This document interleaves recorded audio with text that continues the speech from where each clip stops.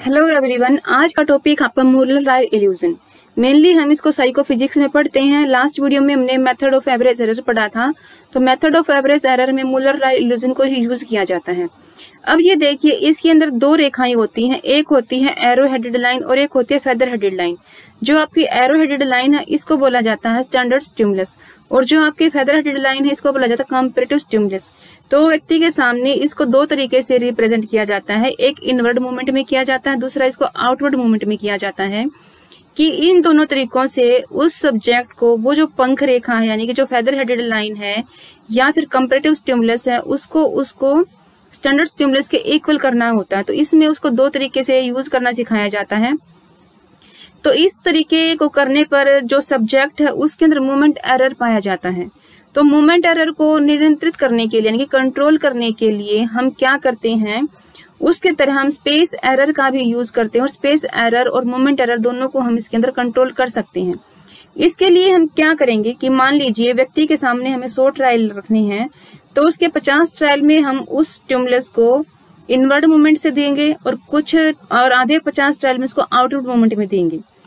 और हमारे इस प्रयोग में हमने कितनी बार उनको दिया ये देख लेते हैं कि कुल 64 ट्रायल्स उस सब्जेक्ट को दिए गए हैं, जिसमें 32 ट्रायल्स में जो पंख रेखा है यानी कि जो फेदर हेडेड लाइन है, फिर जो आपका कंपैरेटिव स्टिमुलस है उसको जो आपकी एरो हेडेड लाइन है उसके लेफ्ट साइड से, और 32 ट्रायल्स में उसके राइट साइड से उसको रिप्रेजेंट किया जाएगा।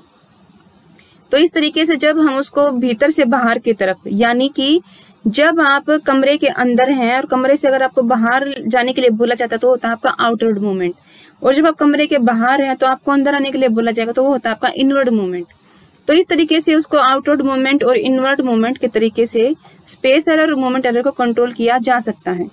यहाँ पर काउंटर बैलेंसिंग डिजाइन का यूज किया जाएगा, यानी कि O, I, R and L। O आपका है आउटवर्ड, I आपका है इनवर्ड, R है राइट और L है लेफ्ट। इसमें चारों तरीके से हम उसको बार बार ट्रायल देंगे।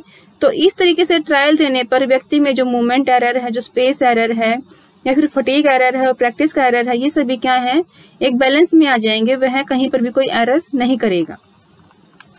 अब व्यक्ति के सामने क्या है कि एक सब्जेक्ट है और एक एक्सपेरिमेंटर है। उसने उस सब्जेक्ट के सामने उसको 64 ट्रायल्स दिए हैं।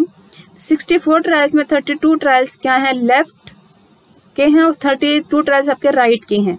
32 ट्रायल्स में लेफ्ट इनवर्ड और राइट लेफ्ट आउटवर्ड को यूज किया गया और 32 ट्रायल्स में राइट आउटवर्ड और राइट इनवर्ड को यूज किया गया है। अब 32 ट्रायल्स क्या है राइट के हैं, 32 क्या है आपके लेफ्ट के हैं, लेकिन 32 में से 16 कितने रहेंगे लेफ्ट आउटवर्ड के रहेंगे और 16 कितने रहेंगे लेफ्ट इनवर्ड के रहेंगे। ऐसे ही 16 ट्रायल राइट आउटवर्ड के रहेंगे और 16 ट्रायल राइट इनवर्ड के रहेंगे।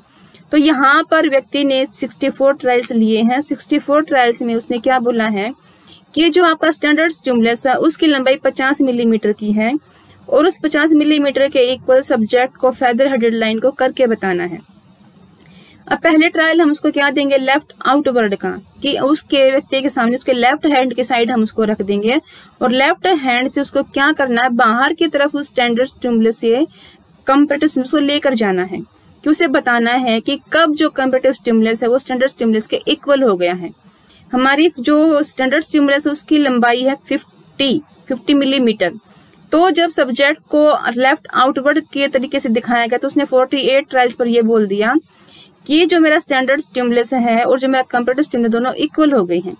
फिर उसको लेफ्ट इनवर्ड के तरीके से दिखाया गया, यानी कि उसको लेफ्ट साइड से अंदर की तरफ आने के लिए बोला गया, और फिर इसने ये बोला कि अब स्टॉप हो जाए। तो 47 पॉइंट पर उसने ये स्टॉप कर दिया कि जो आपका कंपैरेटिव स्टिमुलस है वो आपके स्टैंडर्ड स्टिमुलस के इक्वल हो गया है।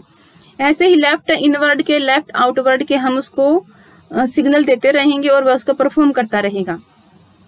पहले 16 ट्रायल हमारे रहेंगे लेफ्ट इनवर्ड और लेफ्ट आउटवर्ड के, उसके बाद जो अगले 16 ट्रायल है वो हमारे रहेंगे राइट आउटवर्ड और राइट इनवर्ड के, यानी कि उसके राइट हैंड की साइड से जब हम कंपैरेटिव स्टिमुलस को बाहर की तरफ लेकर जाते हैं और व्यक्ति से ये पूछते हैं कि क्या आपका कंपैरेटिव स्टिमुलस स्टैंडर्ड स्टिमुलस के इक्वल हो गया है, तब वह बोलता है कि 45 पॉइंट पर वो स्टैंडर्ड स्टिमुलस के इक्वल हो गया है। लेफ्ट इनवर्ड पर उसने 43 पॉइंट पर स्टॉप किया कि हाँ अब जो मेरा कंपैरेटिव स्टिमुलस है ये स्टैंडर्ड स्टिमुलस के इक्वल हो गया है। तो ऐसे ही हम उसको 16 ट्रायल देते रहेंगे, फिर आगे ट्रायल हमारे बढ़ते रहेंगे। टोटल ट्रायल आपके 64 है इसमें, कि 64 पर वो कितने ट्रायल्स में देगा। अब ये करने के बाद हमें लेफ्ट आउटवर्ड का मीन निकालना है, लेफ्ट इनवर्ड का मीन निकालना है, राइट आउटवर्ड का मीन निकालना है और राइट इनवर्ड का मीन निकालना है। अब ये देखिए जो लेफ्ट आउटवर्ड है इसके हमारे 16 ट्रायल हैं। ये पहला ट्रायल में 48 पर उसने स्टॉप किया है, दूसरे ट्रायल में उसने 47 पर स्टॉप किया है, तीसरे में उसने 46 पर स्टॉप किया है। फिर जो नेक्स्ट ट्रायल था वो 51 पर, 53 पर, नेक्स्ट 47 और 46 पर किया है, लास्ट उसने 44 पर किया है। इसके बाद हमारा लेफ्ट आउटवर्ड जाएगा 48 पर, फिर 46 पर, फिर 46 पर, लेफ्ट आउटवर्ड 49 पर, लेफ्ट आउटवर्ड 50 पर, लेफ्ट आउटवर्ड 50 पर, फिर 49 पर, फिर 54 पर। अब यहाँ से आप ये देखिए कि जब जब लेफ्ट के साइड से वह आउटवर्ड गया है तो उसने सिर्फ 2 बार उसको इक्वल बताया है। एक यहाँ पर उसने इक्वल बताया है और एक यहाँ पर उसने इक्वल बताया, अदरवाइज उसने उसके छोटा ही बताया। छोटा रहने पर उसने बोल दिया कि नहीं मेरा जो स्टैंडर्ड स्टिमुलस के बराबर मेरा कंप्लीट स्टिमुलस हो गया है।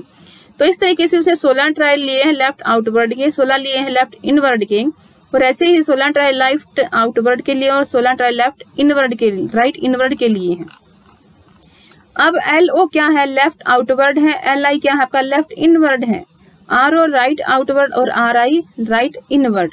तो ऐसे ही हम मीन निकालेंगे, मीन ऑफ LO सीरीज की। आपकी जो लेफ्ट आउटवर्ड की सीरीज का मीन क्या 47.7, कि जितने हमारे रिस्पॉन्स आए थे लेफ्ट आउटवर्ड के, 16 रिस्पॉन्स आए थे, हम उनको ऐड कर लेंगे और उसको 16 से डिवाइड कर देंगे तो इसका मीन आ जाएगा। ऐसे ही LI का जो मीन आया है वो 47.31 आया है। ऐसे ही हमारे 16 ट्रायल लेफ्ट इनवर्ड के हुए थे, सभी 16 वैल्यूज को हम ऐड कर लेंगे और यहाँ पर आगे उसको डिवाइड कर देंगे। ऐसे ही आपका है मीन ऑफ राइट आउटवर्ड और मीन ऑफ राइट इनवर्ड। तो ये सारा हमारा मीन निकल आया है। अब हमें निकालना स्पेस एरर। स्पेस एरर क्या है कि कितनी नजदीक जाकर उसने ये बोला है सब्जेक्ट ने कि आपका जो स्टैंडर्ड स्टिमुलस है वो आपके कंपैरेटिव स्टिमुलस के इक्वल हो गया है। तो यहाँ पर mean of left outward plus mean of left inward, इसको 2 से डिवाइड कर देंगे, माइनस मीन ऑफ RO यानी कि राइट आउटवर्ड और मीन ऑफ राइट इनवर्ड। पहले हम क्या करेंगे, लेफ्ट के जो दोनों साइडें हैं, लेफ्ट का आउटवर्ड और लेफ्ट का इनवर्ड, दोनों को ऐड कर लेंगे और इसके 2 से डिवाइड कर देंगे। और माइनस हम किससे करेंगे, मीन ऑफ राइट आउटवर्ड से और मीन ऑफ राइट इनवर्ड से, कि दोनों राइट साइड के मीन है हमने ऐड किए हैं, 2 से डिवाइड कर दिए। जो वैल्यूज आपकी आएंगी हम उसको माइनस कर देंगे तो आपका स्पेस एरर कितना आ गया 1.095। इसके बाद मोमेंट एरर हम कैसे निकाल लेंगे, यहाँ पर हम राइट और लेफ्ट दोनों के आउटवर्ड के मीन को ऐड करेंगे और माइनस हम किससे करेंगे, दोनों राइट और राइट इनवर्ड के मीनिंग। मोमेंट एरर में सिंपल सी बात है कि दोनों साइडों के हमें आउटवर्ड के मीन लेने हैं और माइनस किससे करना है, दोनों साइडों के इनवर्ड के मीन से हमें उसको माइनस करना है। तो आपका मोमेंट एरर कितना है 0.405, ये मोमेंट एरर आ गया है। अब जो 64 के जजमेंट है PSE हमने निकालना, वो कितना आपका 46.98। 46.98 क्या है आपका PSE, ये क्या है आपका पॉइंट ऑफ सब्जेक्ट इक्वालिटी, कि उसने सभी 64 ट्रायल्स में PSE क्या दिया कि उसने कब पहचान लिया कि मेरा जो स्टैंडर्ड स्टिमुलस के बराबर मेरा कंप्यूटर स्टिमुलस हो गया। तो हर बार उसने उससे कम में ही उसको बताया है कि मेरा PSE 46.98 है, यानी कि 64 ट्रायल्स में उसने 50 के बराबर तक नहीं होने दिया, लेकिन 46.98 पर उसने ये बता दिया कि जो मेरा कंपैरेटिव स्टिमुलस है मेरे स्टैंडर्ड स्टिमुलस के इक्वल हो गया है। इसमें स्टैंडर्ड डेविएशन है 2.315, कांस्टेंट एरर आपका आया है -3.02। कांस्टेंट एरर हम कैसे निकालेंगे, PSE minus standard stimulus. PSE आपका क्या है 46.98 और आपका स्टैंडर्ड स्टिमुलस आपका 50, तो यह रह जाएगा आपका 3.20। अब ये देखिए कि जो आपका कांस्टेंट एरर आया था इसमें माइनस के साइन का क्या मतलब है। अगर कांस्टेंट एरर आपका माइनस में आता है तो उसने क्या किया, उसको अंडर एस्टिमेट किया, कि उसने पंख रेखा के बराबर होने से पहले ही ये बता दिया कि मेरा स्टिमुलस इक्वल हो गया है। अगर मान लीजिए यहाँ पर अगर कांस्टेंट एरर पॉजिटिव में आता तो उसने क्या किया, उसको ओवर एस्टिमेट किया, यानी कि स्टैंडर्ड स्टिमुलस से उसने बड़ा बताया आपके कंपैरेटिव स्टिमुलस को। तो अब इसको एक्सप्लेन करते हैं इन्होंने क्या बताया है। स्टैंडर्ड स्टिमुलस जो आपका 50 मिलीमीटर का है, यहाँ पर 64 ट्रायल्स दिए गए हैं सब्जेक्ट को और प्रत्येक प्रयास में किए गए जो जजमेंट हैं उनकी वैल्यू है 46.98, यानी कि PSE क्या है? PSE है पॉइंट ऑफ सब्जेक्टिव इक्वालिटी, कि सब्जेक्ट ने कब बताया है कि उसका जो कंपैरेटिव स्टिमुलस है वो उसके स्टैंडर्ड स्टिमुलस के इक्वल हो गया है। सभी 64 निर्णय जो लिए गए हैं उनका स्टैंडर्ड डेविएशन है 2.315। यहाँ से ये पता चलता है कि उसने जो वेरिएबल एरर किया है वो थोड़ा सा उससे प्रभावित हुआ है। और जो मूलर लाइल का इल्यूजन का जो आया है मात्रा वो है -3.02। अब माइनस का मतलब है कि जो उसकी डायरेक्शन है नेगेटिव में गई है, कि उसने पहले ही उसको अंडर एस्टिमेट कर लिया कि मेरा जो कंपैरेटिव स्टिमुलस है मेरे स्टैंडर्ड स्टिमुलस के वो इक्वल हो गया है। तो इसका मतलब यह हुआ कि प्रयोजन ने औसत रूप से मानक उद्दीपक को यानी कि तीर रेखा को, यानी कि जो फेदर हेडेड लाइन है, जो उसकी एरो हेडेड लाइन है वो 50 मिलीमीटर है और उससे वो 3.2 छोटा समझा।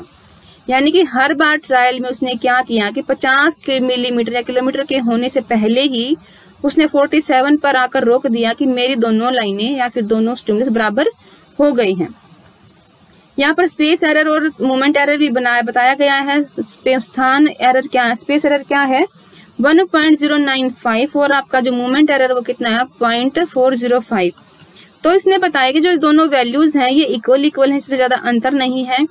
तो हम यहाँ ये कह सकते हैं कि जो सब्जेक्ट ने अपने जजमेंट दिए हैं वो विश्वसनीय हैं, यानी कि हम उस पर विश्वास कर सकते हैं। तो ये था आपका मुलर लाइल इल्यूजन।